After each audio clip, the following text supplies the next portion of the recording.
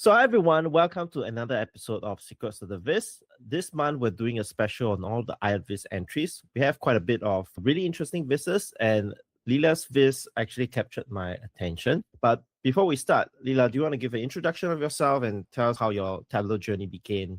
Yes, welcome everyone. My name is Lilla Rasztik, and thank you, Louise, for inviting me today. My Tableau journey is very unconventional route, truth be told, because up until today, I am still not working officially with Tableau. So whatever is on my portfolio, this is just a hobby, basically.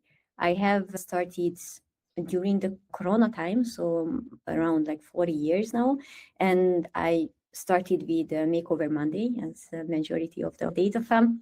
And it was really just to entertain myself during the shutdown and to connect with like-minded people.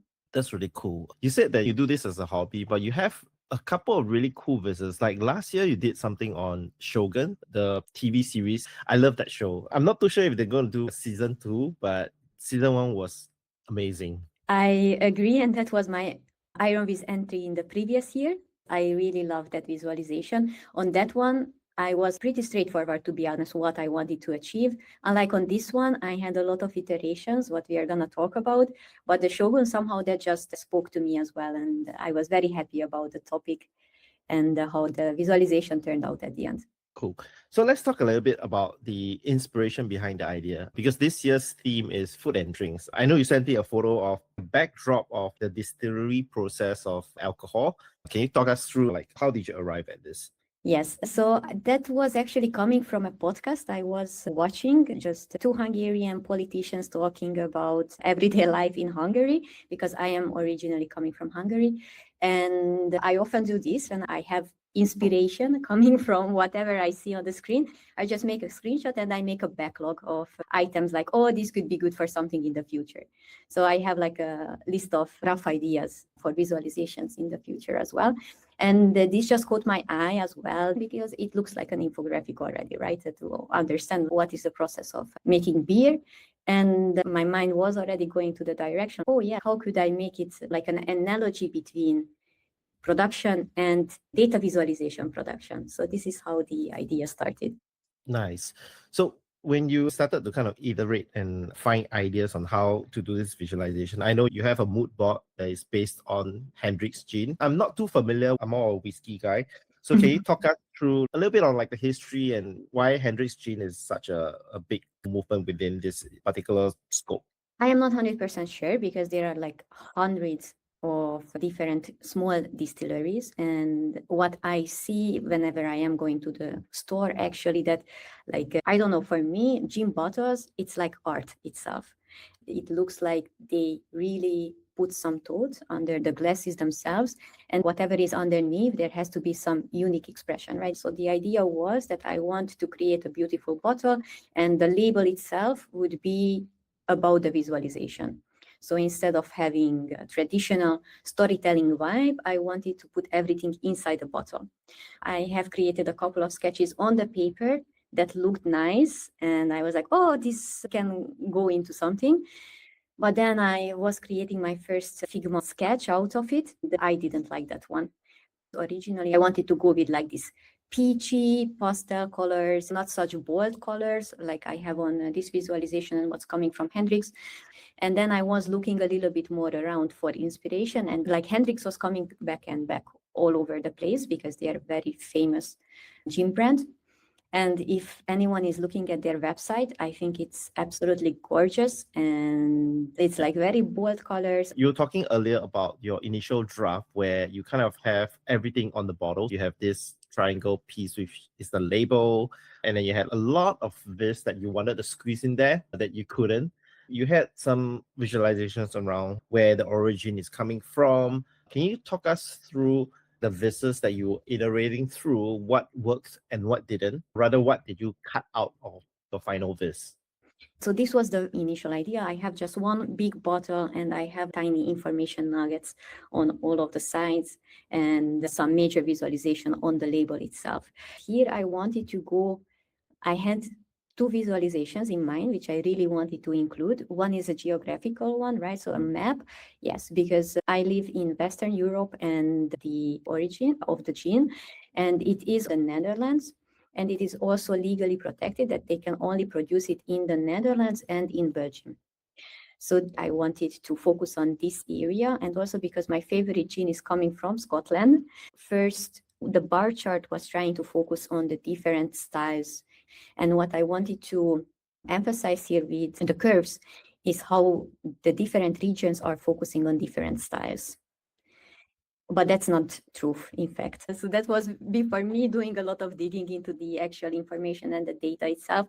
I cannot connect it to anything else. And it's also a very small portion of the wide varieties. On my visualization, there are like 6 out of the distilleries which can produce this type of alcohol.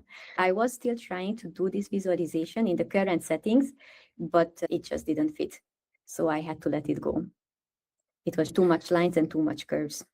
It's tough because, like you said, sometimes when you dig into data and the data doesn't prove the story that you're trying to do, and you can't really force that visualization to look like what you wanted. Yes, yeah, it happens. We have to be true to the data at the end of the day. So even if something looks cool, if it doesn't work, it doesn't work. But the second one did work. I already knew that I want to do this radial chart. It was from CJ, the radial Sankey curve template. I am using it many times to connect like hierarchical categories with each other. And of course, it didn't work on this visualization at the very beginning because this was a very small label, right? And this information, like connecting the dots with each other, it requires like some proper space for itself to be like readable and enjoyable. So that I immediately understood that it's not going to work with the initial design. You also had a timeline, which initially was a vertical timeline. I suppose that took a bit of space, which is why you went with the horizontal one. How that happened was that I had this first drawing and I was like, okay, it's not going to work out. So I have to pivot the idea on the entire design itself. And also how I was learning more about gin and having more information. And I felt like nuggets are not going to be enough. So I have to go with something else. I was already thinking at this time, I wanted to go to like a poster-like feeling. So if I were to print it, it could be a full experience and I don't have that many interactions and I don't have to just see what is underneath the visualization, what's in the tooltip, whatnot. So I wanted to do something which is enjoyable as an image itself. I was thinking, what if I put it like on a timeline? But yeah, I quickly dropped this idea as well because there are like so many domain specific information. At the end, how I was grouping the information is more by topic and less by chronology. The points you said about the bottle and the labels being really small, because if you had that circular label here, you wouldn't be able to do this justice with the cucumber and all of these little pieces on the botanical origin. This actually made it really interesting because I was kind of exploring what are the different pieces that go into the alcohol itself. Yes, I am very happy with this cucumber, how it turned out, even though I had people who did not support the idea as much. That was the only thing when I was asking for feedback. I said that, okay, this part is non-negotiable. It is how it is because I love this one. And for me, that's the centerpiece of the visual. So I didn't want to move that. This is probably the reason why I didn't feel fit with the bottle. Even if the bottle would be bigger, again, proportions would not work as nice. I think in order for it to kind of shine by itself, the label has to be really big. So if you think about the label in this manner, your bottle has to take up the entire width and height. Yes. And if you were just looking at it from like one screen perspective, you can't really see that it's a bottle unless you take many steps away. Whereas for this one, it fits within one screen, but then it doesn't have a lot of real estate for you to play around with, which I thought you did really well because you have this map that kind of overlays on top. So it still feels like a label around the bottle itself. This is also really interesting because you can see where all the different pieces are coming from. I know you went through a couple of iterations and this was the first version that you had, right? Yes, at this step, I was starting to understand like how I could fit, but to be honest, I could not do justice for this type of design. I am not a designer in general. So either I could use AI or I can search for free images on the internet and try to cut them out somehow to make it working with the design I have imagined. So if I want to go with the Hendrik style, my current knowledge is not going to be enough. Initially, I thought that you drew everything. And I know you had some credits to an artist called Reka Kovacs. So that was where she helped you with the illustration, or? Yes, with all the illustrations. I have started with this, and then I was thinking, because Reka, I worked with her on another collaboration many years ago, and she's a very talented artist. She's working watercolor, she's working digitally, and whatever. I asked her, she was able to deliver, and she has very beautiful artworks, and I also really like her style. So shout out for Reka if anyone would like to check out her website. Yes, and then I was like on the side, I can put this much together, but this is not even close to what I want to do. So to make it all cohesive and comprehensive, and I think that the design is really tying it together and it makes it a whole piece, I decided that I am going to reach out to her, and this is the brief which I have shared with her, like all the comments I need, what I want to do, like what are the items which I believe are going to be must-have. I have also shared with her the proportions, more or less the data, and the text size is what I wanted to do. This is the time when I had the idea of the cucumber and hanging on the balloon as well. This was the first version of the cucumber, Yes. if anyone is wondering. Yes. So in terms of getting from your drafts to mapping out the design, how long did it take for you? I have started around April with the initial idea, doing the sketches and starting to collect the information. Then it took a month for me to figure out that I am not going to do the design. So around May, I was reaching out to Reka. And because of vacations, she also has a limited time. We had like 3 months for the iterations on the visual elements, I think. And in the meantime, of course, I was already working on gathering the data, cleaning up, and tying up the text. So altogether, it was a pretty long project for me from April until around September, October. That's cool. So this project actually transcends the IronViz period. Like it was an idea way before IronViz. Yes, when I have seen the topic which came out that it's going to be about food and drink, I was like, I have to nominate this. So I was messaging the organizers if I can nominate a visualization, which I created before the period, but technically it was just a little bit before the period. So, and they said that it's like not officially prohibited to do so. So I was able to nominate this one. Well, I'm glad for you because this is a real piece of art. What were your thoughts when the theme came out? It must have been such a full circle kind of feeling for you. Like finally the topic like aligns with a viz that you've been working for like 6-7 months. Yes, I was very happy. Really, it was like a relief, like I was saved kind of, right, from the stress of working on something for a month and what am I going to figure out. But I think it really does put the crown on top of this visualization. It's like I was working on this for so long and then I got to make it and present it for a wider audience than otherwise. And I also think it's very nice learning piece. Just if you are interested in gene in general, you can come here, and with this visualization, you understand the background as well, but also you have some actionable insights towards the end of the visualization. Yeah, speaking on that, I am very intrigued about this whole thing because this is kind of like a randomizer where you can actually pick 5 of the beverage that you can actually do. If you click on this, it changes the different cocktails. Can you walk us through a little bit on how you actually did that? Because randomization is not something that Tableau does natively. Well, I wouldn't call it randomization either because there is a pattern to it, but this is the most interactive part of the visualization. And the solution, I think, in general is very simple because there are like 3 points to it. There is a very small dummy data set, which is navigating how I turn the shaker up and down. And I am sure that this could be solved nicer as well. But what is happening whenever you click on the shaker on the dashboard, the parameter is triggered with an action, and it is navigating to the C shaker calculated field, which will add +1. So this is how the parameter is going to increase up until the maximum, which is 10. And then every time when the shaker is on the true state and it is down, then the number is associated with another type of beverage. It looks actually very simple. And then it just goes back to the first state when it is upwards and nothing is displayed. So it's not really a randomizer, but more like a carousel. Yes, exactly. Oh, okay. That's interesting. I've never seen this being done in this method, but that's the beauty of Tableau. There's like so many different ways of doing the same thing. So out of this entire viz, which portion would you say is the most challenging part of it?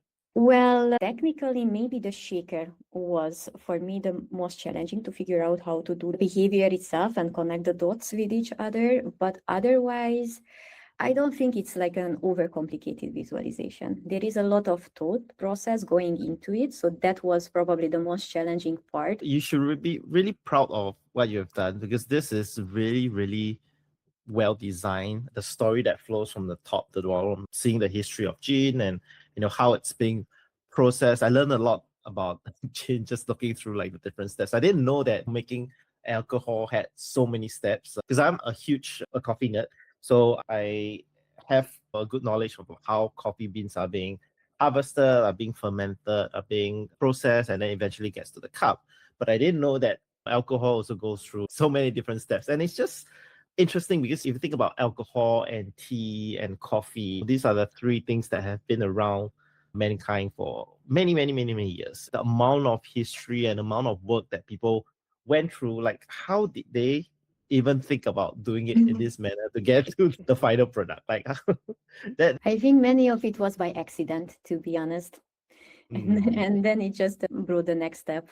But I don't know, I think the beauty for all of these, like tea, coffee, and alcohol as well, for example, you can buy your home gin kit and you can have the pot at home and you can just do the distillery yourself. It takes way more time and hours for it to drip and be distilled, but it doesn't have to be that complicated. I don't have it yet, but it's on my wish list for birthday gifts. That's cool. So before we end off, I would just want to ask you, what's your favorite cocktail? I would go always with the gin tonic first. That's a no-brainer.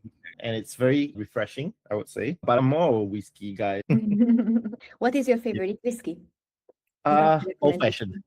Old-fashioned? Old-fashioned or a typical Japanese whiskey. So one of my favorites is Yamasaki, and I actually have it here. Not because I'm an alcoholic, but I have friends that are coming over during the weekends for a Christmas party. So I bought in advance so that we can spend some time and drinking alcohol and relaxing. Nice. All right, cool. Is there anything else that you are working on next, or you're just taking a break through the holidays and coming back next year? I have a couple of visualizations which were running throughout the year, like my habit tracker and also one for the workouts, which I was doing. So I would definitely update those towards the end of the year just to see how that worked out for me this year. But I also have a couple of ideas. One is, again, something which I did in 25, and that was for like encompasses the movies I watched, the music I listened to, and the different streaming services, the books I was reading, games I was playing, and stuff like that. So whatever entertainment. But then I'm facing with an issue. So if anyone knows how to solve it, please reach out to me, because I realized that you cannot access your historical data for streaming services like HBO, Disney, Amazon. Okay, so I've delved into that a little bit because when I was doing a visualization on K-pop Demon Hunters, if you haven't watched it, you should watch it as well for the holidays. Most of these streaming services, to get your browsing history, it's very hidden into your profile. So I think you need to go to your profile and there's like settings and data protection laws or something, and then you can request for a full download of your data. And it usually takes a couple of days and they'll send you an email with a CSV file and then you can access from there. But it's not something that you can click and just download straight from the web. It's very annoying. Okay, good point. I am definitely going to check on that. Maybe it's going to revive this idea and I can get to the bottom of it. So I think we have everything that we need from you, Lilla. And thank you again for walking us through your process. We've gotten to see the first iterations, the drawings, and how you went from this 7 to 8 months process of getting this Viz ready. And thankfully for you, it worked out for IronViz, and I'm happy that you managed to get an entry in. Thank you for everyone for tuning in, and we'll see everyone at the next episode. Thank you for having me, and enjoy your holidays as well.